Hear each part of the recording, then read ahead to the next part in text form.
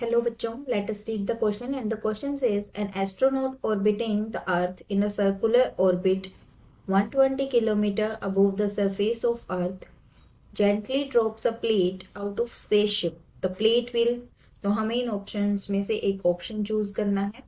हमारा जो यहाँ पे की कंसेप्ट यूज होगा उसमें क्या है, की कंसेप्ट में हमारे पास क्या है कि हम यहाँ पे क्या यूज करेंगे, according to Kepler's law, Kepler's Kepler's laws of planetary motion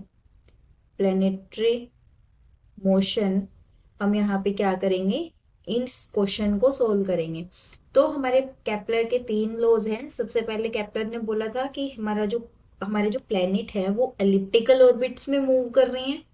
हमारे यहाँ पे कितने लॉज हैं, टोटल 3 लॉज हैं। सबसे फर्स्ट के हमारा प्लेनेट जो है एलिप्टिकल ऑर्बिट में मूव कर रहा है और सन हमारा क्या है, फोकस है।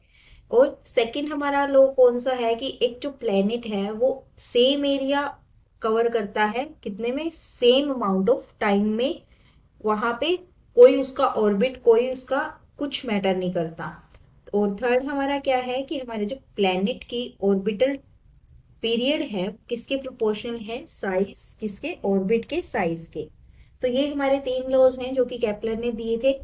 अब हमारे पास यहाँ क्या है कि जो प्लेट क्या करेगी, अगर हम एक एस्ट्रोनॉट उस प्लेट को जेंटली थ्रो कर रहा है, ड्रॉप कर रहा है, तो वो प्लेट क्या करेगी, उस ऑर्बिट में क्या करने लग जाएगी, मूव करने लग जाएगी due to moment of inertia. इसकी वजह से मूव करेगी। So the plate the plate will move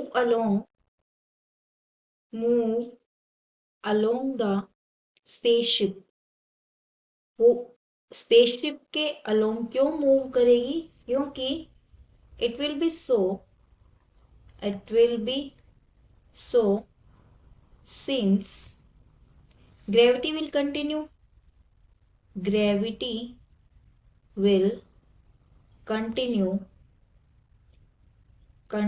to provide the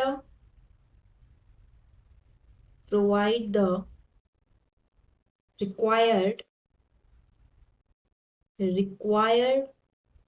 centripetal acceleration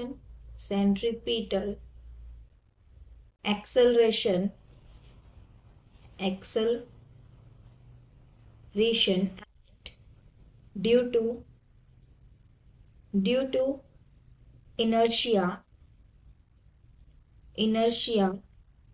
plate will continue